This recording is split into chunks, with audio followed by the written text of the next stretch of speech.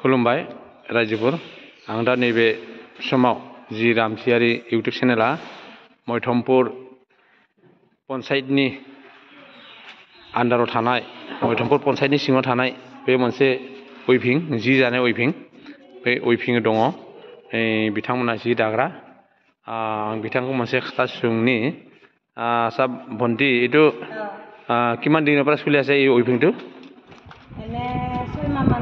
6 মাহ মান হৈছে ন এইটো কামটো ইয়াতে শিকিলে নে আগত পৰা শিকা মানে নতুন শিকিছে ন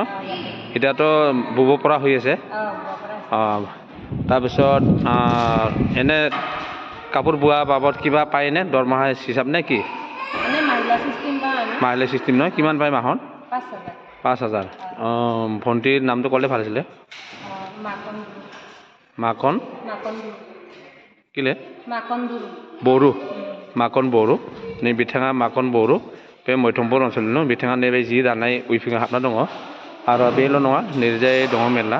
आं दा भिडिअ लागोन दानिया जिखौ दालांबाय थादोलाय नै बिथांमोना उइभिं दागासिनो दङ बे मोनसे बिहुखालि नै जोबोद मोजां दायोनो जोबोद मोजां बे मैथमपुर पन्चायतनि सिङाव थानाय उइभिं मेरला जि दाग्रा उइभिं दङ नै बिथांमोनाबो नै बे माखासेया गासै उइभिं बेहाय दङ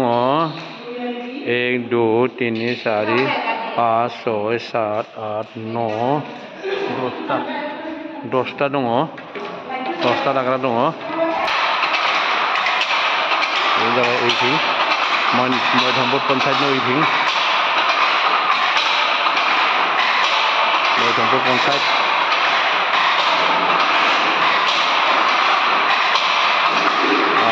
बेहाय बायदि बायदि जि दागासिनो दङ सोरबा गामसा दादों सोरबा बिहुफालि दादों सोरबा फास्रा दादों बिथाङा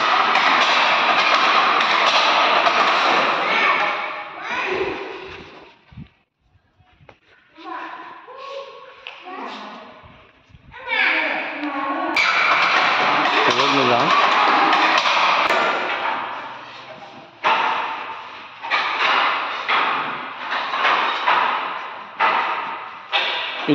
itu kia apa itu? Merasa pernah?